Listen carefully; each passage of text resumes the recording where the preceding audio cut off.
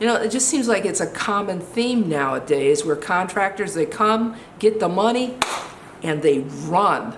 Or they come, they do shoddy work, and they run, and they don't come back to fix what they've done wrong. Now, here's the thing, folks. If you know of somebody that's currently thinking about hiring a contractor, I want you to share this video with them, okay? And they'll be grateful because I'm gonna share with you 13 things you need to ask a contractor before you even think about hiring them so you won't get burned. In today's video, I've got a guest, and it's my brother Dave. Now, he's been in the building trades for nearly as long as I have, and we're both going to be working together to share with you how not to get burned by a contractor or a handyman. So let's jump right into it. You found the contractor and you've invited them into your house to give you an estimate. What questions should you ask? Well, these are questions that you must ask. Number one, ask how long they've been in the business. Number two, ask them if they're insured and do they have a license, especially if you're dealing with like an electrician. You're going to want to ask to see the documentation, ask to see their insurance, ask for their license number so that you can check with the state to make certain that their license is in good standing. And number three, you ask for references. And now questions 4, 5, and 6.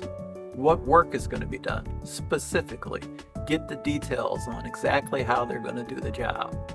The materials.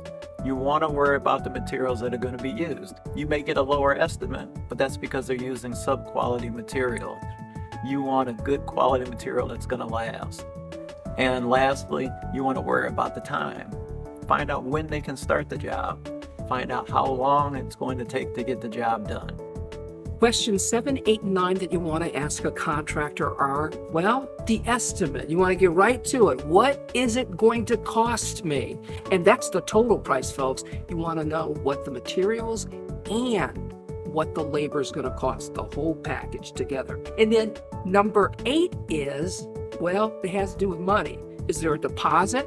How much do you have to put down first? Is it going to be payments in thirds? 1/3 when they get started, 1/3 in the middle of the project, and then 1/3 after the project is done. If a contractor asks you to pay everything up front, you know you need to walk away. And then number 9 is whether or not they see a possibility that there will be additional charges down the road that aren't part of the estimate. An example of that would be, I remember there was a roof that we had torn off. We were doing a roof, and when we tore off the roof, there were termites. So that could be something that's unexpected that you would never know just by looking at the roof. And question number 10, are there any warranties or guarantees? Question 11 that you want to ask a contractor is about cleanup and debris, because you don't want to be left with a whole lot of stuff that you've got to get rid of. You want to get this squared away right away. Whether or not the contractor is going to charge you additionally for, well, disposing of construction debris. Couple more questions, still going strong. Okay. All right. Question number 12, permits. You want to make sure that permits are pulled for all the work that requires a permit. If you're doing the work yourself, some municipalities will let you go down, pull the permit yourself, you do the work, you get inspected, it's done.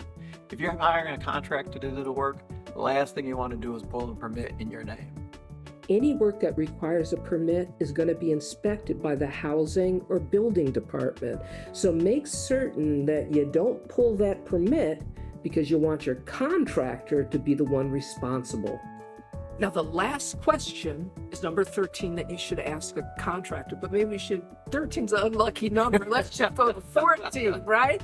Now, seriously, folks, the last question has to do with contracts, and this is where it can get really sticky really quick.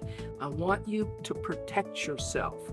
So your contractor, you've accepted the bid, you like him, you like his work, you like his references, and you like that he's doing everything by the book. Now, He's got a contract to present you.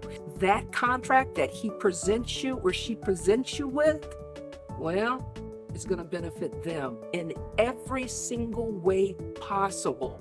So what you want to do is, well, you want to have an addendum to his or her contract because you want to make certain that your needs are met.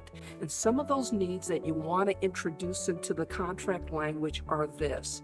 You want to know exactly when the contractor is going to start the job and when exactly the job is going to be finished. Now, why is that so important? Well, because a lot of contractors, they're working multiple jobs at the same time. And you don't want to fall to the bottom of that pile. You want a contractor that's going to show up on time, do the work, finish it, and leave. So your contract should have a starting date and it should have an ending date. Now, the other thing is sometimes things go over or a contractor might, wind up having issues, and so the job goes beyond the ending date. Well, in that instance, you want to have language in the contract where maybe you get a discount in the event that it goes over time. So you want to have incentives for the contractor, not just penalties. If the contractor gets finished early, you can have a bonus there. And the last thing when it comes to contract language is this, okay? If you've got a big project, maybe it's an addition that you're building, those contracts can get very, very wordy. And some of the things that you want included in a big contract, because maybe you're talking about $20,000, $30,000, $40,000, maybe even more. You want the specifics in the contract about the materials that are being used. It's one thing to ask a contractor, what materials do you use?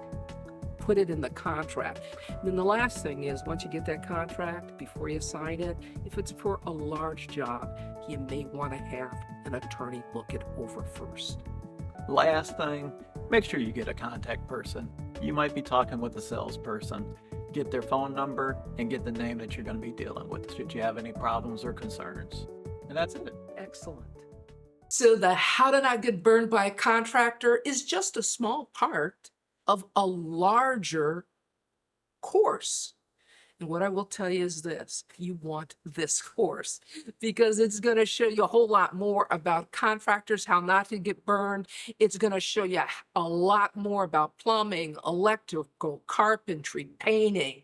The course is called the seejanedrill Dreamhouse Accelerator course. So here's the thing.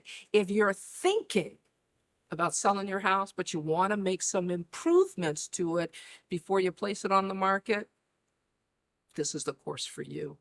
Or if you're thinking about staying put in the house that you currently reside in, but you need to make some improvements, some maybe you're going to do yourself, and some maybe you might think about hiring out, guess what? This is the course for you. Or maybe you just want to up your DIY skills. Again, this is the course for you. So I want you to go in the description below and you check it out for yourself because it's going to save you a lot of money and a whole lot of aggravation. This is Leah saying you can do this. See you next time.